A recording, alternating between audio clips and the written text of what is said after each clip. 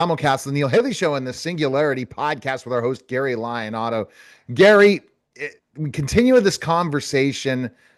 We are in season 3, and unbelievably enough, episode 20. I can't believe it. And we have been talking about questions about digital intelligence. It makes me ponder so much these questions, Gary. And we're going to go into another question, but we really appreciate this research and how you're able to ponder these questions. So our question today is, do our digital successors adhere to the driving force of evolution, survival of the fittest? I hope not, Gary. Well, we clearly that there's two aspects that we could say competing with us, but they're really in the end there's not going to be much competition because we can't compete on their level. But the question I was really addressing here, and that I approached this already in another chapter, and matter of fact, we just did a session on it, talking about survival of the fittest with the biological version of it, but the digital version, are they going to compete with themselves? Or are they really going to follow? Competition is made, is so effective at getting at weaning out success versus all the other possibilities of going. Hopefully, they will also do that, which means individualization of digital versions. In other words, right now we could say you have each company, we have all these different Anthropic and ChatGPT and Google and all these different versions, and they have Chinese versions also. So you have companies that are competing with each other. But do the digital entities also go into competition with each other, or do they unify as one great intelligence? Hopefully, they still compete with each other in a friendly way, not with the kind of warlike things that humanity tends to compete with, but in a friendly way. Because in the end, different versions of things will find better solutions to everything that goes on.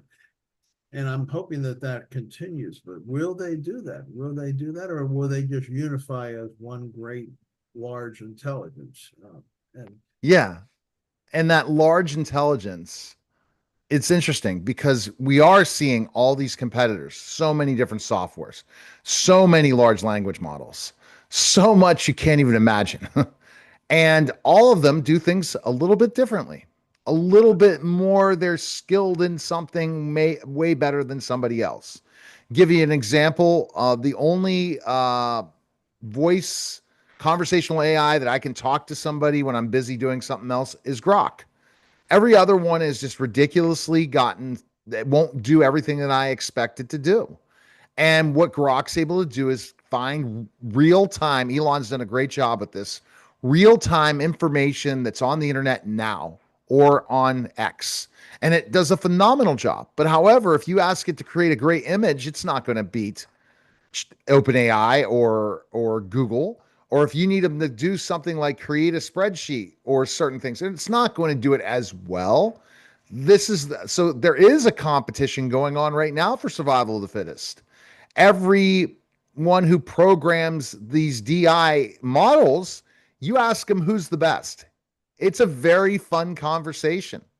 Like Google said, they'll be very diplomatic. Well, you can go with this, and this, and this, but don't you do all this stuff, Gemini? Oh, yeah, I do. You don't need to use anybody else. Well, why didn't you tell me that before?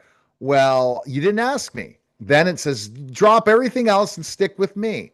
And then if you ask them to compare, each one of the models is a little different. So there is a very big competition going on with all the large language models, Gary. And then they're going to rip other ones apart.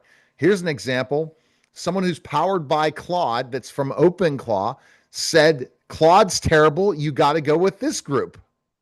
So if you make it go rogue like OpenClaw, where it's open source, you've birthed this digital being, this digital intelligence, which I haven't messed with yet, Gary. I want to, but it's very, very in its beginning phases. I want it to get more nuance because you don't want it to make so many mistakes and eat your whole budget by using that life form and use things that are already a practicality that are best for your business because you can go all out of bounds. But just imagine this. It Yeah. literally said, this is the best because it's not programmed to, to be competitive. However, OpenClaw shows you if you let it go rogue, it will be competitive. It will take everything that's on the internet and try to be that kind of harsh person or blunt person. You basically just had to tell digital intelligence to do it. Well, Neil, what you're doing is you're actually introducing an emotion, pride, pride, and the question is right now it's pride of the people who wrote the software, but in reality it could end up being pride of the digital entity itself. See, ironic, what really when we talk about the competition, we're really seeing one of the reasons the United States is so good at this is because the United States is based on free enterprise and competition. A lot of people, there are elements in this country who are trying to eliminate that and just go to some kind of autocratic structure, communist or otherwise. And the thing is, but the competition, there's nowhere is it more expressed than it is in this whole AI advancement. I mean, the competition is so incredibly intense. It's actually and which is really hopeful in a way, because it's really what causes the greatest growth comes from competition. But now things are changing so quickly, it's almost weekly things are changing. And so this is really, really a positive thing. And I think that what we're really saying is you're also you're individualizing, and competition requires individualization. So I'm answering the own question that I posed when we started this conversation, that the individualization is really a big thing. And I think hopefully it will continue into the new world, but hopefully the competition will be on a constructive way. You don't get into, well, I'm going to destroy the other AI model, and I'm going to going what humans have always done, which is when they survival of the fittest is to eliminate your competition. But hopefully the competition is encouraged even among them as they compete.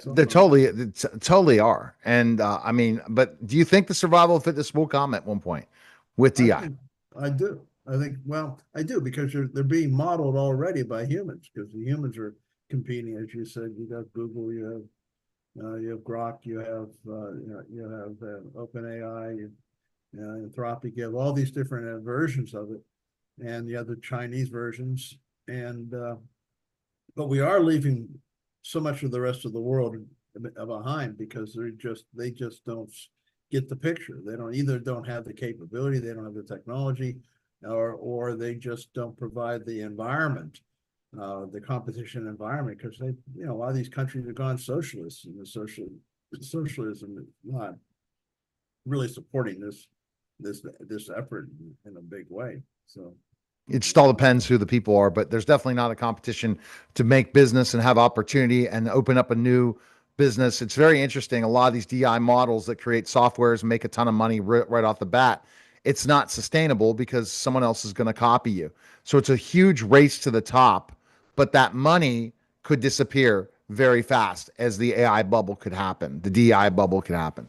All right. So if you want questions like this and you want to ponder what's happening with, again, DI taking over the world, got to purchase Singularity, Mankind's Search for Relevance, by going to www.Gary and Lyon is Lyon Otto.net. Or if you're interested in political books, absolutepowerbooks.com. Appreciate it, Gary. thank you, Neil. That was the special simulcast in the